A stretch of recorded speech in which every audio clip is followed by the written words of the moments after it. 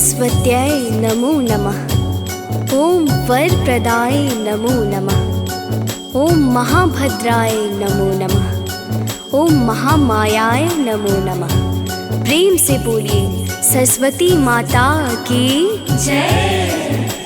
भक्तों, सरस्वती माँ ज्ञान की देवी हैं। इन्हें साहित्य, कला और स्वर की अधिष्ठात्री देवी माना जाता है। शुक्रवार को अन्य शक्ति स्वरूपों के साथ माँ सरस्वती की भी पूजा अर्चना की जाती है। कहते हैं स्वयं विष्णु अवतार श्री कृष्ण जी ने सर्वप्रथम माँ सरस्वती की पूजा अर्चना की थी। इनकी उपासना करने से कालिदास जैसे मूर्ख भी विद्वान बन गए। माघ शुक्ल पंचमी यानी वसंत पंचमी को इनकी विशेष रूप से पूजन की परंपरा है। भक्तों, माँ सरस्वती की अनेक प्रचलित कथाएं हैं, जिनमें से कुछ पावन कथाओं को आज हम प्रस्तुत करेंगे। इन कथाओं के श्रवण से असीम सुख व शांति की अनुभूति होती है। तो आइए भक्तों, सुनते हैं माँ सरस्वती की कुछ प्रसिद्ध कथाएं। करते वंदन प्रथम पूजकी, जो है गौरी पुत्र गणेश। सिद्धि विनायक हम भक्तों पर, रखना अपनी कृपा विशेष। फिर सरस्वती का करके वंदन, करते हैं हम महिमा मंडन। ज्ञान की देवी सुर की सरिता, तू ही पावन तू ही पवित्र। माँ का आसन है हंसानन, निरंजना माँ है चतुरानन। जो भी करता माँ का ध्यान, उसको मिलता विद्यादान। सरस्वती माँ की कथाएं, उनमें से हम कुछ को सुनाए। सुनना भक्तों ध्यान लगाकर, हंस वाहिनी सब पे कृपा कर। भक्तों, सृष्टि के प्रारंभिक काल में भगवान विष्णु की आज्ञा से ब्रह्मा जी ने मनुष्य, पशु, पक्षी, पेड़ पौधे, पहाड़, नदी, झरने आदि समस्त चराचर जगत की रचना की, परंतु वह अपनी सर्जना से संतुष्ट नहीं थे। तब उन्होंने श्री हरि की आज्ञा पाकर अपने कमंडल से थोड़ा सा जल हाथ में लेकर पृथ्वी पर छिड़क दिया, जिससे पृथ्वी कंपित होने लगी और एक अद्भुत शक्ति स्वरूपा चतुर्भुजी सुंदर मनमोहक स्त्री प्रकट हुई, जिसके एक हाथ में वीणा एवं दूसरा हाथ वर मुद्रा में था। वहीं अन्य दोनों हाथों में पुस्तक व माला थी। जब इस देवी ने वीणा का मधुर नाद किया तो संसार के समस्त जीव जंतुओं को वाणी प्राप्त हुई।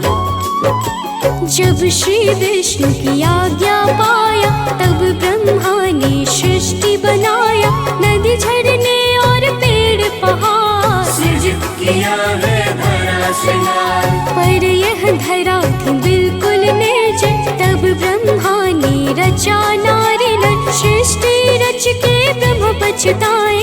यह सृष्टि उन्हें जरा न भाए। सब कुछ शांत व सूना लागे, अब क्या करे वो इससे आगे। तब ब्रह्मा ने जला को लेकर छिड़क दिया है शुद्ध धरा पर। प्रकट हुई नारी एक सुंदर, हंसते वीणा दुज मुद्रावर। छेड़ा है वीणा का जो तान, मिला है सबको ध्वनि का ज्ञान। भक्तों, ब्रह्मा जी अपनी कृति से बहुत प्रसन्न हुए और उनकी बनाई गई सृष्टि में जान आ गई। पंछी चहचहाने लगे, कलरव करने लगे, नदियाँ झरने कलकल करने लगे। समस्त जीवों में वाणी का संचार हो गया। पूरी पृथ्वी मानो मुस्कुराने लगी। देवी सरस्वती ने ब्रह्मा जी की स्तुति वंदना की। ब्रह्मा जी उनकी स्तुति से अत्यंत प्रसन्न हुए और उन्हें सत्यलोक में परम पद दिया। इस प्रकार भक्तों, माँ सरस्वती का आविर्भाव हुआ। ब्रह्म विद्या एवं नृत्य संगीत क्षेत्र के अधिष्ठाता के रूप में नटराज, शिव एवं सरस्वती दोनों को माना जाता है। इसी कारण दुर्गा सप्तशती की मूर्ति रहस्य में दोनों को एक प्रकृति का कहा गया है। अतः माता सरस्वती के अन्य नामों में इन्हें शिवानुजा अर्थात शिव की छोटी बहन कहकर भी संबोधित किया गया है। श्वेत कमल पर मैया विराजे, हाथ में इनके वीणा साजे, अन्य हस्त पुस्तक और माला, सब जीवों में वाणी डाला। मान किया ब्रह्मा का वंदन, स्तुति करके किया अभिनंदन, दिया ब्रह्मा ने सरस्वती नाम। सत्यलोक है माँ का धाम, माँ देती है कला स्वर ज्ञान, मूर्ख भी जिससे बने विद्वान, जो माँ का निस दिन कर पार, उनको मिलता माँ का साथ। ब्रह्म विद्या को देने वाली, माँ ही काली माँ ही कराली, जिन पे होती है माता सहाय, लक्ष्मी भी उन पे कृपा बरसाए। भक्तों, माता सरस्वती को भगवान ब्रह्मा जी की पत्नी माना जाता है। एक बार की बात है, सरस्वती माता को एक अनुष्ठान में पहुंचने में देर हो गई और ब्रह्मा जी को यह महत्वपूर्ण अनुष्ठान समय पर करना था। इसलिए उन्होंने गायत्री नामक स्त्री से शादी रचाई और अनुष्ठान करने बैठे। तभी वहाँ सरस्वती माँ आ गईं। जब माता सरस्वती को शादी की बात पता चली तो वह निराश और क्रोधित हो गईं। उसने ब्रह्मा को श्राप दिया ताकि मनुष्य फिर कभी ब्रह्मा जी की पूजा न करे। हिंदू धर्म में पाई जाने वाली अधिकांश परंपराओं का यही मामला है। जबकि त्रिमूर्ति के विष्णु और शिव और अन्य देवताओं की पूजा की जाती है, ब्रह्मा की पूजा नहीं की जाती है, भले ही वह ब्रह्मांड के निर्माता हैं। बाद में माता को पश्चाताप हुआ तो उन्होंने कहा कि जहाँ वे अनुष्ठान करने बैठे थे बस वहीं उनकी पूजा होगी। भक्तों, इसी कारण से पूरे संसार में ब्रह्मा जी का इकलौता मंदिर पुष्कर में है जहाँ उनकी पूजा अर्चना होती है। बोलिए सरस्वती माता की जय। पुष्कर क्षेत्र में ब्रह्मा जी को करना था सस्मय अनुष्ठान, सरस्वती नहीं पहुँच पाएंगी इसका उनको हो गया भान। तब ब्रह्मा ने गायत्री माँ से यज्ञ हेतु है शादी रचाई। पता चला जब शारदा माँ को क्रोधा अग्नि से वो भर आई। दिया शाप फिर ब्रह्मा जी को, होगी नहीं अब कहीं भी पूजा। सुनो हे ब्रह्मा मंदिर आपका, पुष्कर छोड़ना होगा दूजा। इसीलिए संपूर्ण जगत में एक ही मंदिर का है वर्णन। पुष्कर ही बस एक जगह है जहाँ होता है ब्रह्मा पूजन। भक्तों, महाकवि कालिदास को अपने ज्ञान का घमंड हो गया था और खुद को सबसे विद्वान समझने लगे थे। एक दिन वे यात्रा कर रहे थे तो रास्ते में उन्हें प्यास लगी। उन्हें एक कुआं दिखाई दिया। कुएं पर एक महिला पानी भर रही थी। कालिदास ने उस महिला से पीने के लिए पानी मांगा। महिला ने कहा कि पहले अपना परिचय दीजिए, उसके बाद मैं आपको पानी दूंगी। कालिदास अपने ज्ञान के घमंड में डूबे हुए थे। उन्होंने खुद नाम ना बताए हुए कहा कि मैं एक मेहमान हूँ। महिला ने कहा कि ये तो सही नहीं है। संसार में दो ही मेहमान हैं, एक धन और दूसरा यौवन। ज्ञान की ये बात सुनकर कालिदास हैरान हो गए। उन्होंने कहा कि मैं सहनशील हूँ। महिला बोली कि ये भी सही उत्तर नहीं है। इस संसार में सिर्फ दो ही सहनशील है।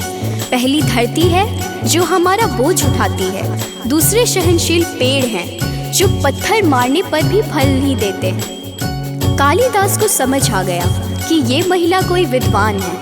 उन्होंने कहा कि मैं हठी हूँ। महिला बोली कि आप फिर गलत बात कह रहे हैं। संसार में हठी भी दो ही हैं, नाखून और बाल। बार बार काटने पर भी फिर से बढ़ जाते हैं। ये बातें सुनकर कालिदास ने अपनी हार मान ली। उन्होंने कहा कि मैं मूर्ख हूँ, मुझे क्षमा करें। महिला ने कहा कि तुम मूर्ख भी नहीं हो, क्योंकि मूर्ख भी दो ही हैं, एक राजा जो बिना योग्यता के भी सब पर राज करता है। दूसरे मूर्ख हैं दरबारी जो राजा को खुश करने के लिए गलत बात पर भी झूठी प्रशंसा करते हैं। इस बात के बाद कालिदास महिला के पैरों में गिर पड़े। तभी महिला ने कहा कि उठो पुत्र। कालिदास ने ऊपर देखा तो वहाँ माँ सरस्वती खड़ी थी। देवी सरस्वती ने कालिदास को सीख दी कि तुम्हें अपने ज्ञान का घमंड हो गया था और मेरे भक्तों को इस बुराई से बचना चाहिए, इसलिए मैंने तुम्हारा घमंड तोड़ा है। कालिदास ने देवी सरस्वती से क्षमा मांगी और संकल्प लिया कि अब से वे कभी भी घमंड नहीं करेंगे। बोलिए भक्तों, सरस्वती माता की जय। एक समय की बात है भक्तों, कालिदास थे कवि महान। उनको ज्ञान का हुआ घमंड, खुद को समझे सबसे विद्वान। एक दिन कर रहे थे यात्रा, रास्ते में लगी उनको प्यास।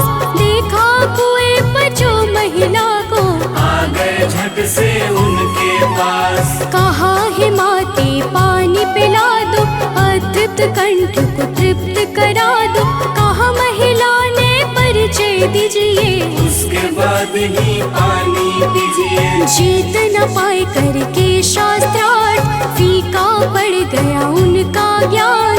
हाथ जोड़ कर मांगी क्षमा फिर, जब हुआ उनको माँ का भान। इसीलिए भक्तों, कभी घमंड नहीं करना चाहिए। भक्तों, वसंत ऋतु में मानव तो क्या, पशु पक्षी तक उल्लास भरने लगते हैं। यूँ तो माघ का पूरा मास ही उत्साह देने वाला होता है, पर वसंत पंचमी का पर्व हमारे लिए कुछ खास महत्व रखता है। इस दिन माँ शारदे की पूजा कर उनसे ज्ञानवान विद्यावान होने की कामना की जाती है। वहीं कलाकारों में इस दिन का विशेष महत्व है। कवि, लेखक, गायक, वादक, नाटककार, नृत्यकार अपने उपकरणों की पूजा के साथ माँ सरस्वती की वंदना करते हैं। बोलिए भक्तों, सरस्वती माता की जय। सरस्वती को कहते बागेश्वरी, देती स्वर कला विद्या दान। सरस्वती के जो भक्त हैं होते, उनको मिलता यश सम्मान। सरस्वती है संगीत की जननी, वीणा इसका है पहचान। हंस की करती है ये सवारी, माता की महिमा है महान। सरस्वती है वेदों की दात्री, शास्त्र बीन का करते बखान। सारे कामना पूर्ण हो जाती, जो करते माता का ध्यान। ओम श्री ह्रीं सरस्वती नमः, माता का यही मूल है मंत्र।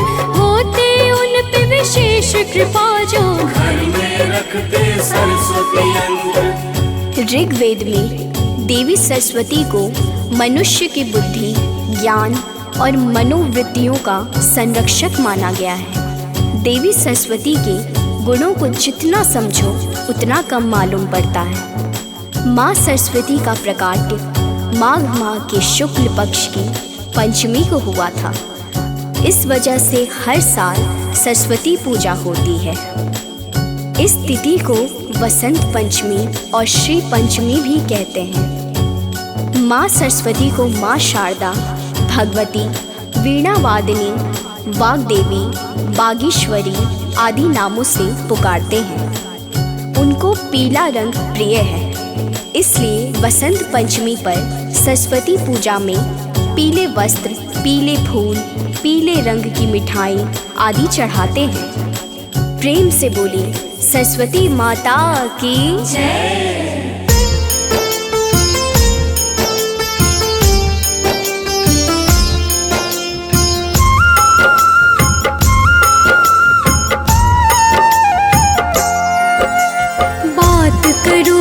माता का जिनसे मिलता ज्ञान, बिन उनके जग कुछ भी नहीं है गुणों की खान। अज्ञानी को ज्ञान है दे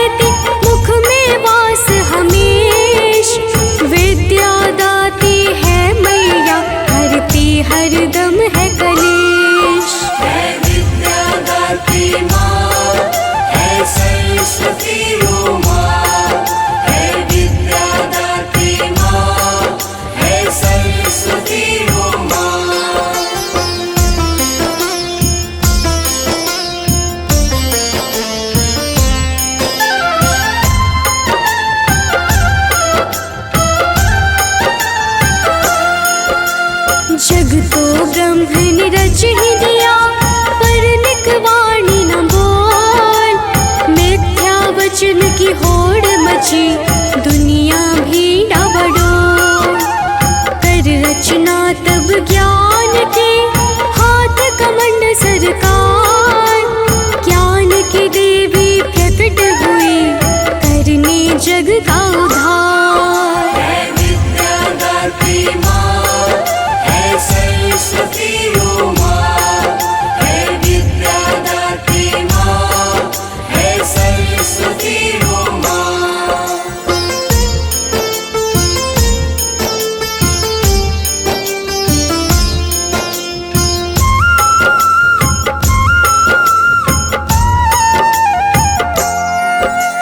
वीणा वेद माला हाथ में अति शोभित है रूप। जैसे जग प्रकाश से जगमग मुख पर ऐसा धूप।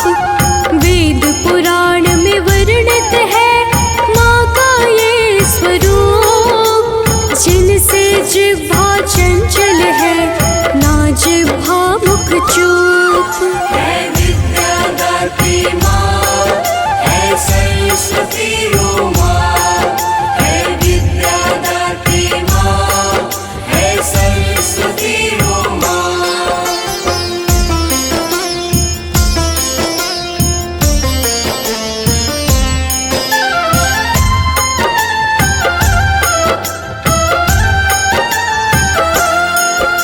सत्य निवासिन मैया का है उच्च स्थान। बिन उनके ना जग चले दुनिया मूर्ख समान। मूलतः ज्ञान की देवी है वीणा धारिणी नाम। जो पा लेता है उन्हें मन जाते हैं हर काम। है विद्यादात्री माँ, है सरस्वती माँ, है विद्यादात्री माँ, है सरस्वती माँ।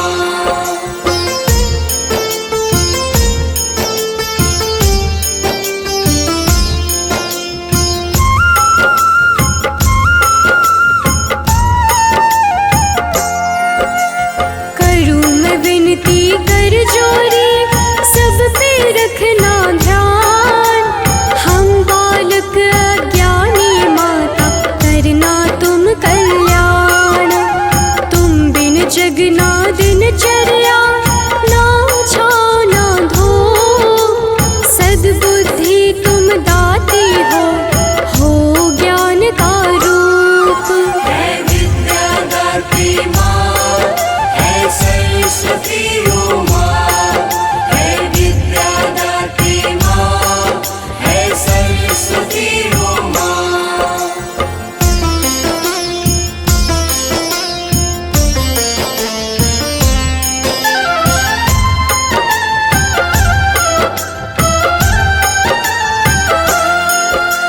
हर घर जो निवासिनी हर बालक में विद्वान। जो तुम्हें पाना चाहे है देती तुम स्थान। पूजा पाठ भी मैया के निश्चित दिन है खास। बसंत पंचमी सभी मनाते करते हैं उपवास। है विद्यादात्री माँ, है सरस्वती माँ, है विद्यादात्री माँ, है सरस्वती माँ।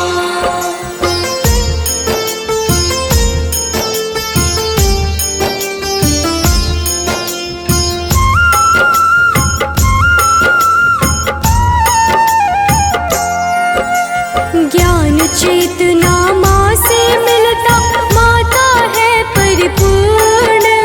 माता मैं तुमसे यही चाहूँ ज्ञान प्रसाद का चूर्ण। जिह्वा पर तुम वास करो माँ करो ज्ञान की बात। अधर्म डसे ना कभी हमें घेरे न कोई पाप। है विद्यादात्री माँ, है सरस्वती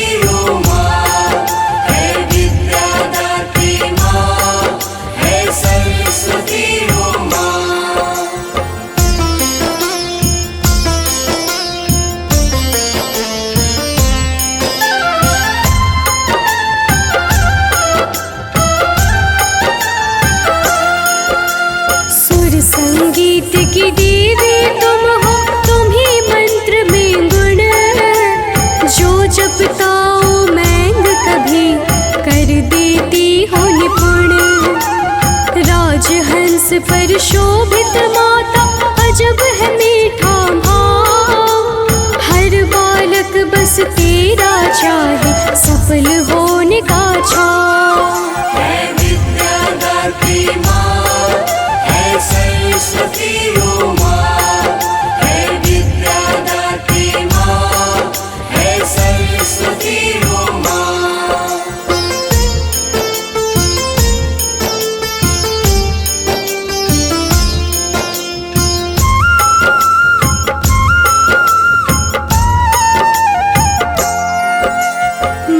शारदे वीणा वाली पुस्तक धारिणी नाम, जो तुमको है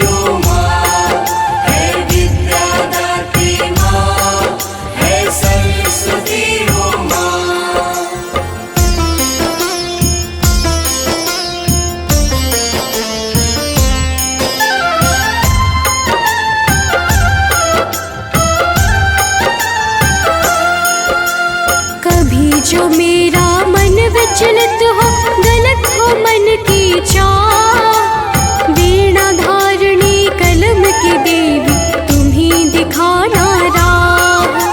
सत्य अहिंसा पथ पर लाना, डाल के विद्या विवेक, स्वच्छ हो सारे मन की रागे, काम करो सब नेक।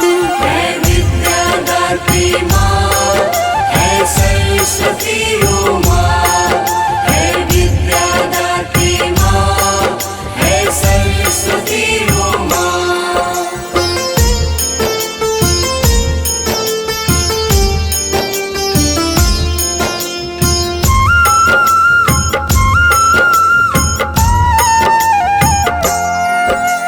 हर पुराण हर छंद में तुम हो, तुम ही हो कविता पाठ, ज्ञान की धारा तुम्ही से बहती, तुम्ही ज्ञान की घाट। वीणा धारणी सुर में सरगम, ताल में ताल अनेक, लय धारा है तुम्ही से मैया, तुम्ही से साए टेक। है विद्यादात्री माँ, है सरस्वती ओ माँ, है विद्यादात्री माँ, है सरस्वती ओ माँ।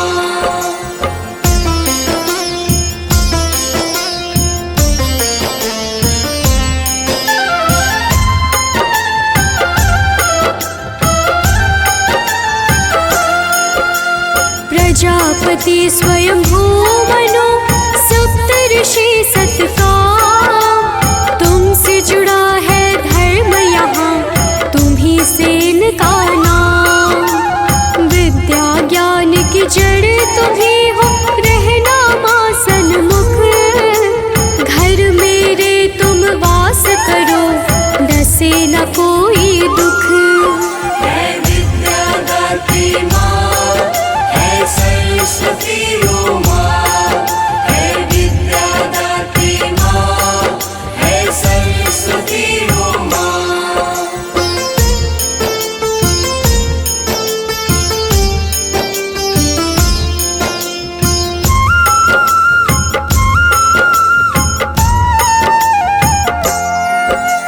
महिमा तेरी जितने कहूँ, लगे है मैया थोर, शिव हरि फौजी लिखे ये वाणी, ज्ञान की कर दो भोर। प्रकाश पूंज हो तुम्ही, विवेक की आशा और विश्वास, हर क्षण तेरा ही वर्णन, अज्ञान की करती नाश। है विद्यादात्री माँ, है सरस्वती ओ माँ, है विद्यादात्री माँ, है सरस्वती ओ माँ।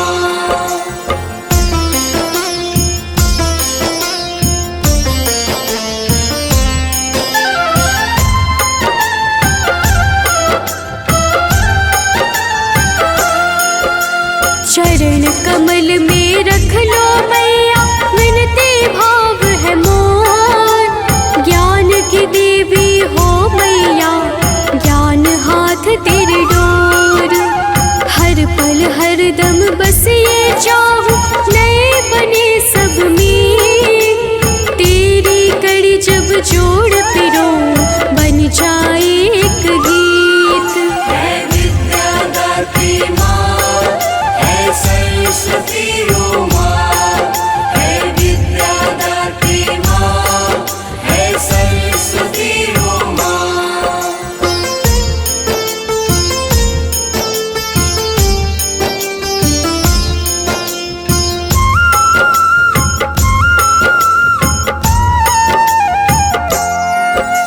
श्री गणेश की पूजा संग में, माता तेरी विशेष, दुनिया करती तेरी आराधना, हरदम और हरमेश। लाभ की देवी दयावती तुमसे है कण कण, तेरे बिना ना कोई पल हो, ना हो कोई क्षण। है विद्यादात्री माँ, है सरस्वती ओ माँ।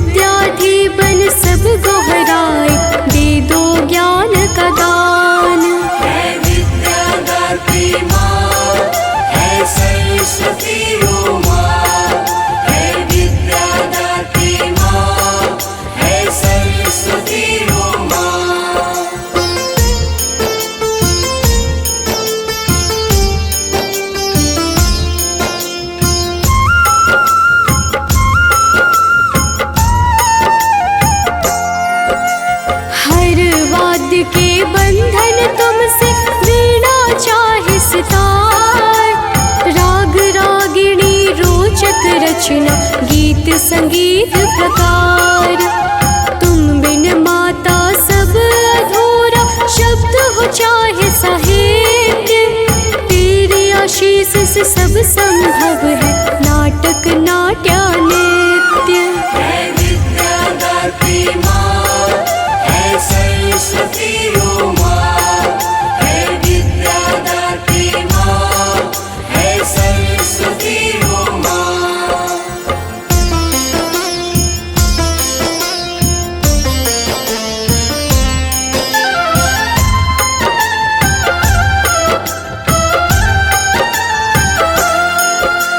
तुम ही मार्ग हो इस जीवन की, सुगम राह विशाल। अचेत अवस्था की चेतना, ज्ञान रूपी तुम ढाल।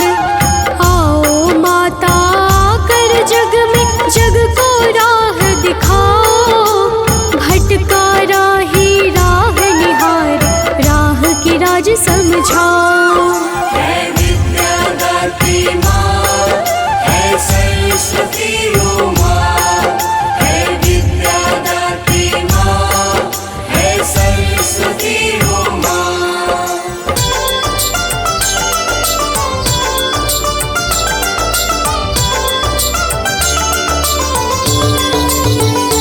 ओम जय सरस्वती माता, जय जय सरस्वती माता। सद्गुण वैभवशालिनी, सद्गुण वैभवशालिनी, त्रिभुवन विख्याता। ओम जय सरस्वती माता। ओम जय सरस्वती माता, मैया जय सरस्वती माता। सद्गुण वैभवशालिनी, सद्गुण वैभवशालिनी, त्रिभुवन विख्याता। ओम जय सरस्वती माता।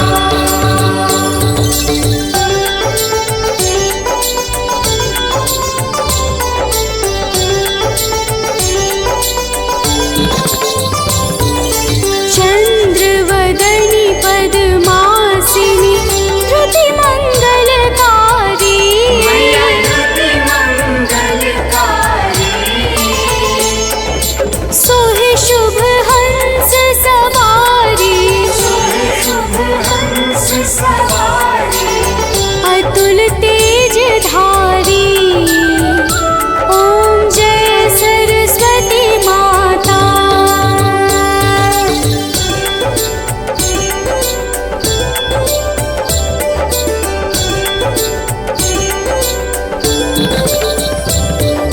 बाएं कर में वीणा, दाएं कर माला। कर माला। शीश मुकुट मणि सोहे, शीश मुकुट मणि सोहे। गल मोतियन माला। ओम जय सरस्वती माता।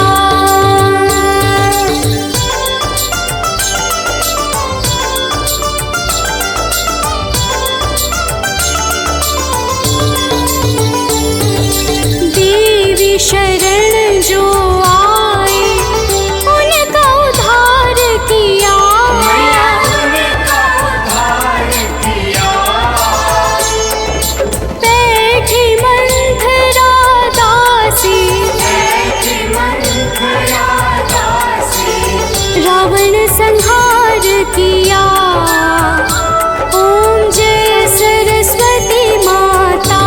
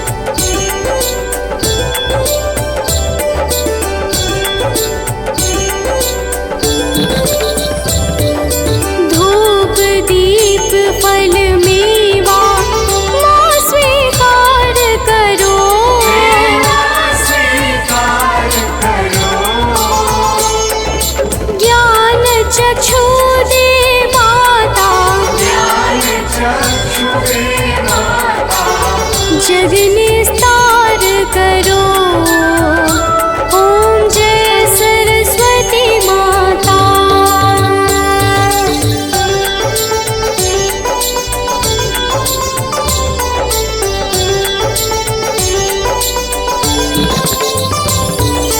माँ सरस्वती की आरती जो कोई जन गावे,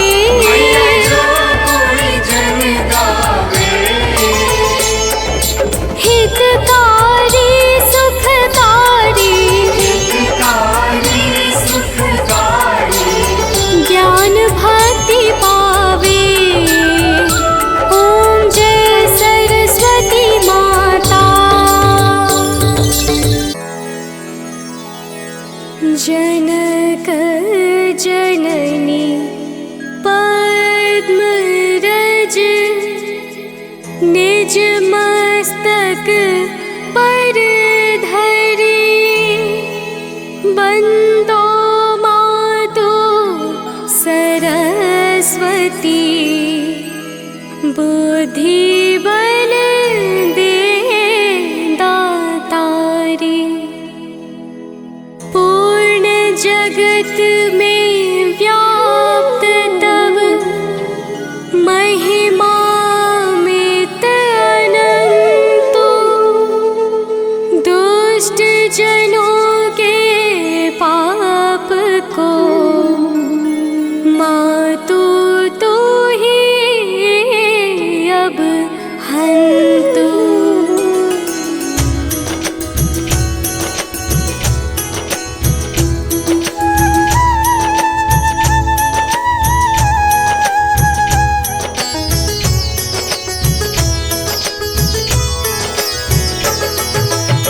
जय श्री सकल बुद्धि बल राशि, जय सर्वज्ञ अमर अविनाशी। जय जय जय वीणाकर धारी, करती सदा सुहंस सवारी।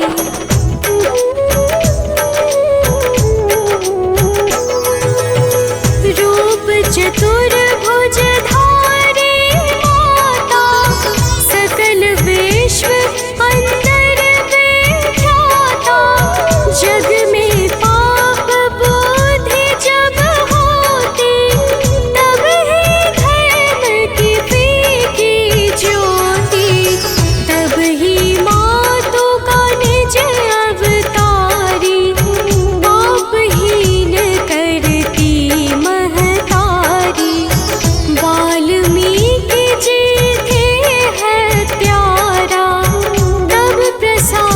जाने संसारा।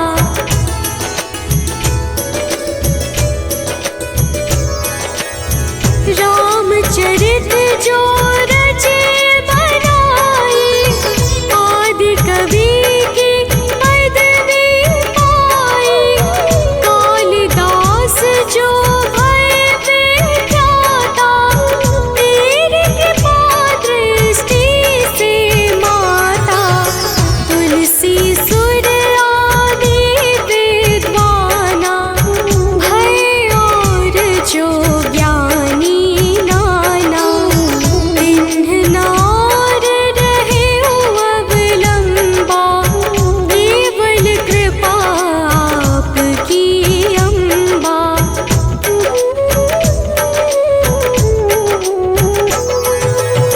करहु कृपा सोई मातु भवानी, दुखित दीन निज दास ही जानी। पुत्र करहि अपराध बहुता, तेहि नाधरई चित माता। राखु लाज जननी अब मेरी, विनय करऊं भांति बहु तेरी। मैं अनाथ तेरी अब लंबा, कृपा करो जय जय जगदम्बा।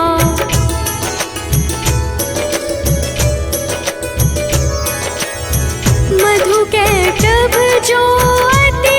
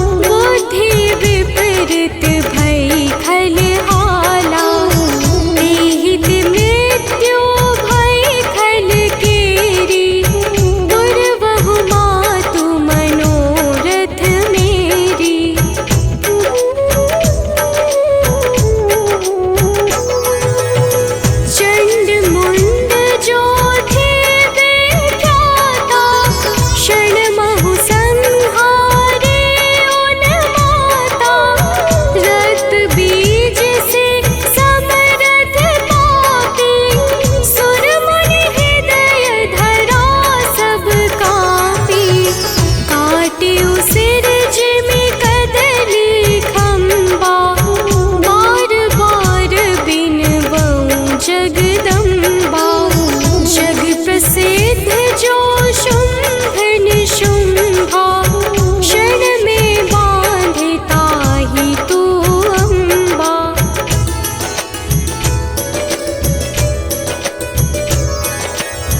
भरत मातु बुद्धि तेरे उजाई, रामचंद्र वनवास कराए।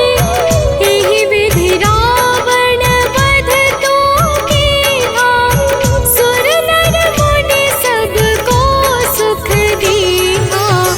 हो समरथ तब यश गुण गाना, निगम अनादि अनंत बखाना। विष्णु रुद्र जस काहिन मारी, जिनकी हो तुम रक्षाकारी।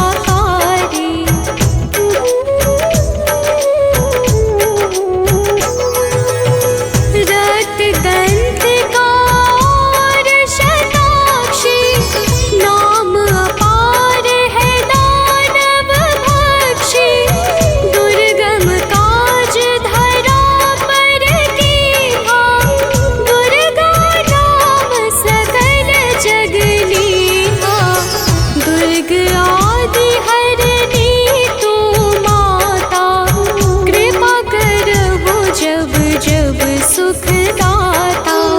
नृप को पित को मारन चाहे, कानन में घेरे मृग नाहे।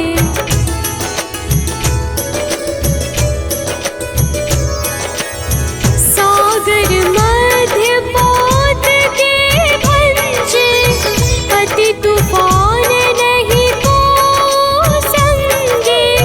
भूत प्रेत बाधाया दुख में, हो दरिद्र अथवा संकट में। नाम जपे मंगल सब होई, संशय इसमें करई ना कोई। पुत्रहीन जो आतुर भाई, सब छाड़ी पूजे ही भाई।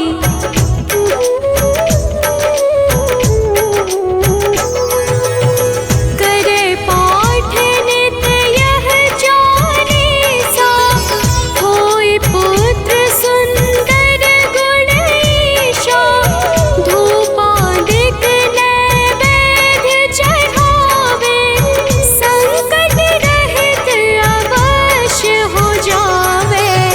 भक्ति मातु की करे हमेशा, निकट ना आवे ताहि कलेशा। बंदी पाठ करे सत बारा, बंदी पाश दूर हो सारा।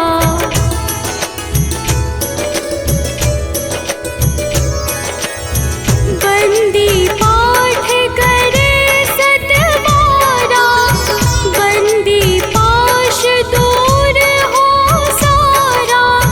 राम सागर बांधी हेतु भवानी, कीजे कृपा दास निज जानी। मातु सूर्य कांति तब, अंधकार मम रो। डूबन से रक्षा करहु, परो न मैं भव कूप। बल बुद्धि विद्या देहु मोहि, सुनहु सरस्वती मातु। राम सागर धाम को, आश्रय तू ही दे दातु।